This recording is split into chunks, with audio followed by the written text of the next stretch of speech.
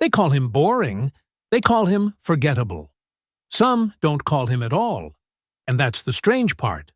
Because Larry Holmes wasn't a footnote in heavyweight history. He was the champion. 20 consecutive title defenses. A reign longer than most legends ever managed. A man who beat contenders, survivors, punchers, and pressure fighters. And yet, when people talk about the greatest heavyweights, his name comes late. Or not at all. That's the disrespect. Larry Holmes didn't lose his reputation in the ring. He lost it in comparison. He followed Muhammad Ali. And following Ali is the hardest job in boxing. Ali was poetry. Ali was politics. Ali was noise. Holmes was work. He didn't dance for the crowd. He didn't sell slogans. He didn't promise knockouts. He showed up. He boxed. He won. And for some reason, that wasn't enough. Fans wanted spectacle. Holmes gave them consistency. Fans wanted drama. Holmes gave them discipline. And discipline doesn't trend. Holmes didn't charm people. He irritated them. He beat fighters they liked. He outlasted challengers they hoped would replace him. He stayed champion longer than expected. That made him a problem. Instead of celebrating his dominance, people waited for him to fail. They watched every fight, hoping this would be the one. The night the boring champion finally fell. But it didn't happen. Year after year, Holmes kept winning. Different styles, different threats, same result. Still, the respect never came. Because Holmes didn't look like a destroyer. He didn't end careers in one round. He didn't flatten opponents with raw violence. He controlled them. And control is quiet. What most people didn't understand was that Holmes wasn't avoiding danger. He was neutralizing it. He fought smart. He fought patient. He fought like a man who planned to be champion for a long time. And he was. But boxing culture doesn't reward patience. It rewards excitement. Holmes's greatness was subtle. It lived in foot placement, in timing, in repetition, and most importantly, in the jab. But at the time, people didn't call it deadly. They called it safe. They said Holmes ran. They said he played it cautious. They said he wasn't testing himself. None of that was true. Holmes faced real heavyweights, men who could punch, men who could pressure, men who wanted his belt, and he beat them with the same weapon over and over again. Not because he lacked imagination, but because they couldn't stop it. The jab wasn't flashy. It didn't end fights instantly. It ended plans. Opponents couldn't get close, couldn't set their feet, couldn't find rhythm. They got frustrated. They got tired. They got picked apart. And when the fight ended, Holmes still stood there, champion again. Still, people asked the same question. Yeah, but is he great? That question followed him his entire career, not because he failed, but because he succeeded quietly. Larry Holmes didn't lose the public. The public never chose him. And that's why this story matters. Because the most disrespected champions aren't the ones who fall early. They're the ones who stay too long, without giving the crowd what it thinks it wants. Holmes gave boxing wins, longevity, excellence, but he never gave it spectacle. And for that, history never gave him his due. What made Larry Holmes dangerous was never mystery. It was inevitability. Everyone knew the jab was coming. They just couldn't stop it. Holmes's jab wasn't fast for the sake of speed. It was fast because it was efficient. No wasted motion, no dramatic wind-up, just snap. Again. And again. And again. Heavyweights aren't supposed to jab like that. They're supposed to load up, set their feet, look for power. Holmes did the opposite. He jabbed while moving. He jabbed while retreating. He jabbed while being pressured. The jab wasn't a setup. It was the offense. Most fighters use the jab to find distance. Holmes used it to control reality. Opponents couldn't enter range without paying a price. Every step forward came with a sharp reminder. Every pause was punished. The jab disrupted balance. It blinded. It broke rhythm. And once rhythm is gone, power means nothing. Big punchers hated fighting Holmes, not because they feared his right hand, but because they could never plant their feet long enough to use theirs. The jab hit them before they were ready, and when they adjusted, it hit them again. Holmes understood spacing better than almost anyone in heavyweight history. He didn't need to run. He just needed half a step. That half step was everything.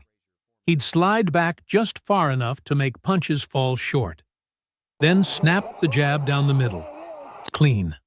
Sharp. Demoralizing. Round after round, the same pattern.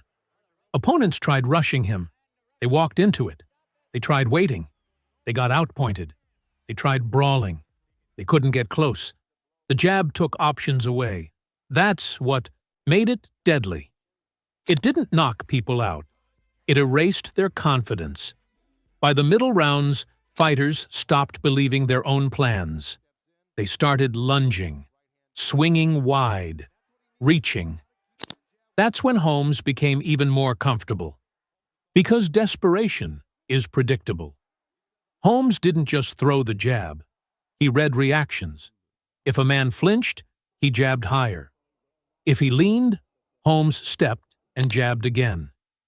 If he tried slipping, Holmes touched him anyway. The jab became a conversation the opponent couldn't win. And Holmes stayed disciplined. He never chased the knockout. He let damage accumulate, eyes swelled, noses bled, legs slowed.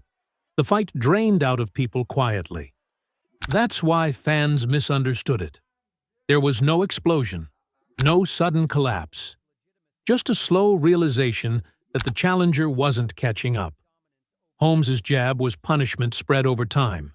It won rounds. It won fights. It won years. And because it didn't look violent, people underestimated it. But ask the men who faced it. They'll tell you the same thing. It never stopped. Not in round 1. Not in round 12. It was always there, waiting, measuring, correcting mistakes. Holmes's jab wasn't meant to entertain. It was meant to dominate. And dominance doesn't need applause to be effective. That jab kept Holmes champion longer than most heavyweights ever dreamed. It protected him from unnecessary wars. It allowed him to age slower inside the ring. While others burned bright and faded fast, Holmes stayed sharp. And that's the part people missed. They confused restraint for weakness, control for caution. In reality, Holmes was doing exactly what champions are supposed to do. Win. Again. And again. The jab wasn't boring. It was unforgiving. And it's the reason Larry Holmes stayed on top while louder champions burned out beneath him. When Larry Holmes finally lost the heavyweight title, something strange happened. People celebrated, not because a new great had arrived, but because the old one was gone. That tells you everything. Holmes didn't fall from grace. He was pushed out of it by impatience. Fans wanted the next thing, the next monster, the next knockout artist. They didn't want efficiency. They wanted spectacle, and Holmes refused to become a spectacle. He defended his title 20 times against real contenders, not paper challengers. He beat punchers. He beat pressure fighters. He beat men who were supposed to replace him. And still, the narrative followed him. Yeah, but he's boring. Yeah, but he's not Ali.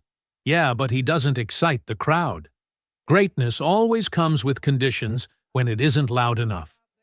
Holmes wasn't supposed to be dominant for that long. He didn't look like the kind of champion history likes to celebrate. No mystique, no myth, just results. And that made people uncomfortable. Because Larry Holmes exposed something boxing fans don't like to admit. Winning doesn't always look dramatic. Sometimes it looks repetitive, controlled, relentless. Holmes wasn't here to make memories. He was here to keep the belt. And he did. When people talk about heavyweights, they list names before they list accomplishments. Ali, Tyson, Foreman, then maybe Holmes. But look closer. Holmes outlasted most of them, defended longer, stayed champion through eras of change. He wasn't knocked off his throne early. He aged out of it. That's rare. Holmes's jab protected him from unnecessary damage. It preserved his career. It allowed him to fight into his late 30s with his skills intact. While others burned bright and collapsed, Holmes stayed functional. But longevity is rarely romanticized. History prefers tragedy. Flash, collapse. Holmes gave none of that. Even after his title reign, the disrespect followed him. When he fought late in his career, people focused on what he wasn't anymore, not what he had already proven. They measured him against younger men, against newer styles, against hype, instead of measuring him against his own record. And yet, when fighters talk, real fighters, the tone changes. They talk about the jab, the frustration, the impossibility of closing distance. They talk about rounds slipping away. Because inside the ring, Holmes was undeniable. Outside it, he was inconvenient. That's why he remains one of the most disrespected champions in boxing history. Not because he failed, but because he succeeded without entertaining the crowd's expectations. Holmes never pretended to be something else, never chased popularity, never changed his style to be loved. He trusted his craft. And craft doesn't beg for approval. Today, when the noise fades and the highlights are replayed without commentary, something becomes clear. Larry Holmes wasn't boring. He was disciplined. He wasn't lucky. He was prepared. And his jab wasn't safe. It was deadly.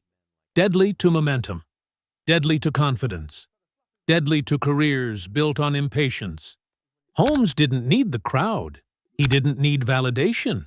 He just needed that jab. And with it, he built one of the longest, quietest, and most misunderstood reigns heavyweight boxing has ever seen. That's not just disrespect. That's history getting it wrong. And it's time it got it right.